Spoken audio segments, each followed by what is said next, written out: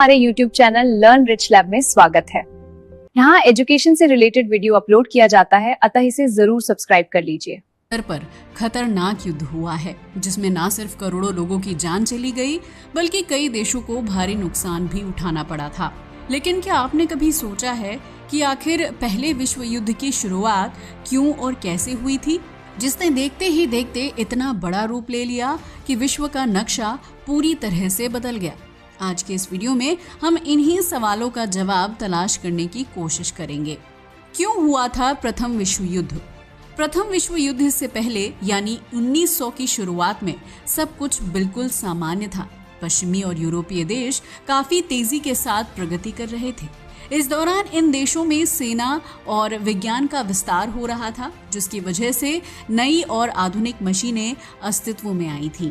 इस बीच पश्चिमी देशों के बीच कुछ खास संधियों पर हस्ताक्षर किए गए, जिसमें ये लिखा गया था कि अगर कोई दुश्मन देश हमला करता है तो उस स्थिति में पड़ोसी देश अपने साथी की युद्ध में मदद करेगा और उसे सुरक्षा देगा। वहीं दूसरी तरफ जर्मनी और ब्रिटेन जैसे देश अपनी सैन्य शक्तियों को बढ़ाने में लगे थे, क्योंकि उनके बीच अल्सेस लोरेन को लेकर विवाद चल रहा था। इस बीच कई देशों के अपने ग्रुप बनने लगे जो दुनिया पर अपनी ताकत आजमाने और दूसरे देश के संसाधनों का इस्तेमाल करना चाहते थे। इस बीच बड़े देश छोटे देशों को अपने साथ मिलाकर विश्व में महाशक्ति के रूप में उभरने की कोशिश कर रहे थे, जिसकी वजह से बड़े देशों के बीच टकराव होना तय था। कुल मिलाकर प्रथम विश्व युद्ध के लिए देशों के बीच महाशक्ति बनने की होड़ सबसे अहम वजह थी, जिसमें कई छोटे बड़े देश शामिल थे और उन्हें इस युद्ध का नुकसान झेलना पड़ा था। इन देशों ने विश्व में दो ग्रुप्स का हिस्सा ले लिया था, जिसमें एक ग्रुप को मित्र राष्ट्र यानी एलीड पावर्स और दूसरे को केंद्रीय शक्तियों यानी सेंट्रल पावर्स के नाम से जाना जाता है। मित्र राष्ट्र के ग्रुप में मुख्य रूप से रूस, फ्रांस, ब्रिटेन, अमेरिका और जापान जैसे देश शामिल थे, जबकि केंद्रीय शक्तियों के दल में जर्मनी, तुर्की और ऑस्ट्रो हंगरिया एम्पायर का नाम शामिल था। वैसे तो किसी भी युद्ध के शुरू होने की कोई न कोई वजह होती है, लेकिन प्रथम विश्व युद्ध की शुरुआत के पीछे सैन्य ताकत को सबसे अहम माना जाता है। दरअसल उस दौर में कोई भी बड़ा देश छोटे देश पर हमला करके उस पर कब्जा कर लेता था, जिसके बाद गुलाम देश के संसाधनों का इस्तेमाल किया जाता था और वहां रहने वाले नागरिकों का जीवन पूरी तरह से नष्ट हो जाता था। लेकिन बीतते समय के साथ कई देशों को महसूस हुआ कि इस कब्जे और हमले को रोकने के लिए सेना को मजबूत करना जरूरी है। लिहाजा इन देशों ने अपनी सेनाओं को बढ़ाना शुरू कर दिया। इसके साथ वैज्ञानिकों ने खास तरह के हथियार और मशीनें बनाकर तैयार की, जिसकी मदद से दुश्मन देश की सेना को चुटकियों में खत्म किया जा सकता था। जिस देश के पास ज्यादा बड़ी सेना और आधुनिक हथियार होंगे, उससे दूसरे देश डरने लगते हैं। अब स्थिति ये हो गई थी कि किसी एक देश को ताकतवर बनने से रोकने के लिए दूसरे देश एक साथ मिलकर काम करने लगे थे, जिसके तहत उन्होंने संधियों पर साइन करना शुरू कर दिया था। इन संधि के तहत दल में मौजूद देश युद्ध के दौरान एक दूसरे की मदद करते थे और दुश्मन देश से मुकाबला करने के लिए अपनी सेना भेजते थे, जबकि इस दौरान कई देश अपनी अर्थव्यवस्था का लगभग 80% हिस्सा सिर्फ हथियारों की खरीद पर खर्च कर रहा था।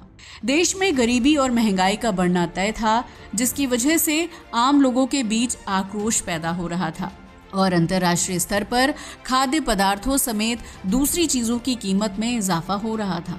वहीं बड़े देश छोटे देशों को अपने साथ मिलाकर एक बड़े देश के रूप में विकसित होना चाहते थे, जिसे साम्राज्यवाद के नाम से जाना जाता है। इस दौरान अफ्रीका ही एकमात्र ऐसा महाद्वीप बचा था जहां अभी तक यूरोपीय या ब्रिटिश देश पहुंच नहीं पाया था।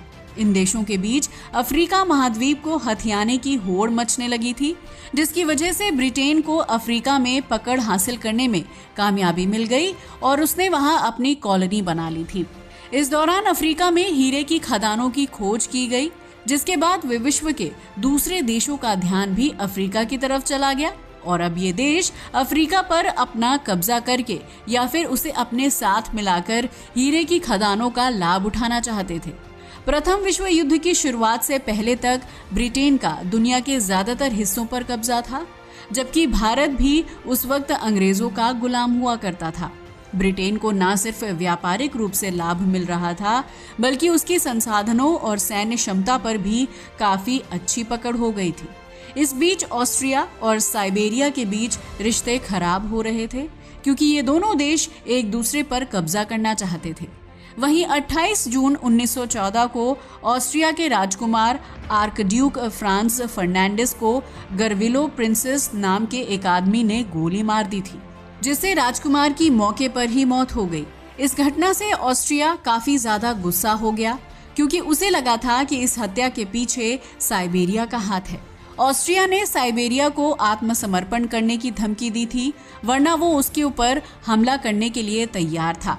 यहीं से प्रथम विश्व युद्ध की शुरुआत हुई थी, जब कई देशों को खुले मैदान में एक दूसरे के साथ युद्ध करने का मौका मिला था।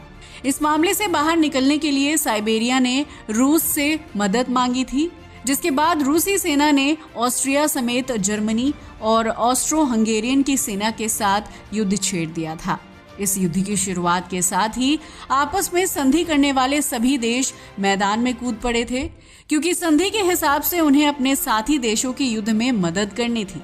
जून 1914 को शुरू हुए विश्व युद्ध में एक के बाद एक कई देश शामिल होते चले गए, जिसकी वजह से पूरी दुनिया में अस्थिरता की स्थिति उत्पन्न हो गई थी।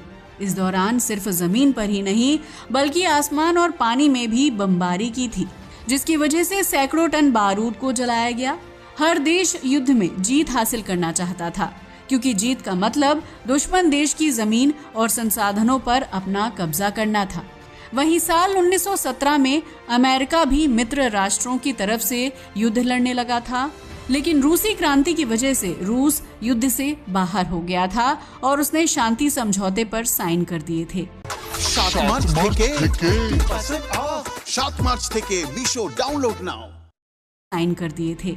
हालांकि रूस के युद्ध से बाहर होने तक काफी तबाही मच चुकी थी, जिसका सबसे ज्यादा असर रूस, ऑस्ट्रिया हंगरी, उस्मानिया और जर्मनी पर पड़ा था। ये युद्ध 11 नवंबर 1918 को खत्म हो गया, क्योंकि बीते 4 साल में सभी देश वैश्विक स्तर पर इतनी लड़ाई कर चुके थे कि अब उनके पास युद्ध में भेजने के लिए सैनिकों की कमी होने लगी थी। इस युद्ध की समाप्ति के बाद यूरोप की सीमाएं फिर से तय की गई थीं, जबकि रूस के युद्ध में पीछे हट जाने की वजह से अमेरिका महाशक्ति के रूप में उभर कर सामने आया था। हालांकि युद्ध की समाप्ति तक अमेरिका भी ये फैसला कर चुका था कि वो दोबारा विश्व युद्ध में हिस्सा नहीं लेगा। लेकिन कुछ साल बाद ऐसे हालात पैदा हुए कि अमेरिका को ना चाहते हुए भी द्वितीय विश्व युद्ध में हिस्सा लेना पड़ा, और उस युद्ध में अमेरिका ने जापान पर न्यूक्लियर बमबारी की थी। इस प्रथम विश्व युद्ध का असर यूरोप के अलावा अफ्रीका और एशिया पर भी पड़ा था, जो उस वक्त बड़े देशों के कब्जे में थे। प्रथम विश्व युद्ध में भारतीय सेना के 13 लाख सैनिकों को ब्रिटिश इंडियन आर्मी की तरफ से युद्ध में लड़ने भेजा गया था, जिन्होंने फ्रांस, इराक और मिस्र जैसे देशों में जंग लड़ी थी। इस युद्ध में लगभग 50,000 सैनिकों की मौत हो गई थी, जिनका नाम देश की राजधानी नई दिल्ली में स्थित इंडिया गेट की ईंटों पर लिखे गए हैं। ब्रिटिश सेना उस वक्त एक पैदल भारतीय सैनिक को 11 रुपए मासिक वेतन देती थी, जबकि विश्व युद्ध में जंग लड़ने वाले सैनिकों के वेतन में इजाफा करने का वादा किया गया था। प्रथम विश्व युद्ध का परिणाम बहुत ही भयानक और दुखद था, जिसकी वजह से न जाने कितने ही सैनिकों और आम लोगों की मौत हो गई थी। प्रथम विश्व युद्ध के बाद मृत सैनिकों की पत्नियों ने अपने वेडिंग रिंग निकाल इकट्ठा की थी और विश्व को ये संदेश देने का प्रयास किया था कि युद्ध की वजह से इतनी सारी औरतें विधवा हो गई हैं। इस विश्व युद्ध के लिए कई सैनिकों को घरों से उठाकर सेना में ले जाया गया था, जिन्हें सही से ट्रेनिंग तक नहीं दी गई थी। वहीं इस विश्व युद्ध की समाप्ति तक तुर्की और ऑस्ट्रिया जैसे देश आत्मसमर्पण कर चुके थे, जिसकी वजह से जर्मनी युद्ध में अकेला पड़ गया और उसे ना चाहते हुए भी मित्र राष्ट्रों से हार माननी पड़ी थी। इस हार के बाद विश्व की सत्ता पूरी तरह से बदल गई, जबकि जर्मनी ने लिखित तौर पर प्रथम विश्व युद्ध की समाप्ति का ऐलान किया था।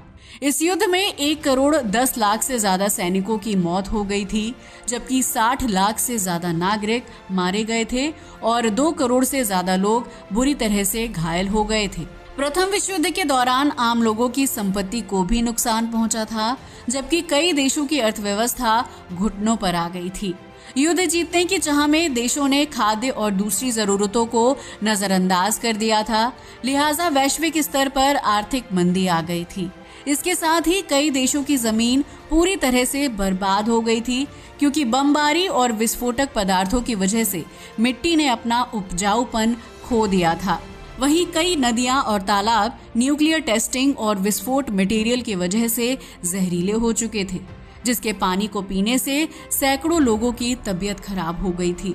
वहीं कई देशों में महामारी और बीमारी फैलने लगी थी, जबकि कई परिवार और लोग डिप्रेशन का शिकार हो गए थे।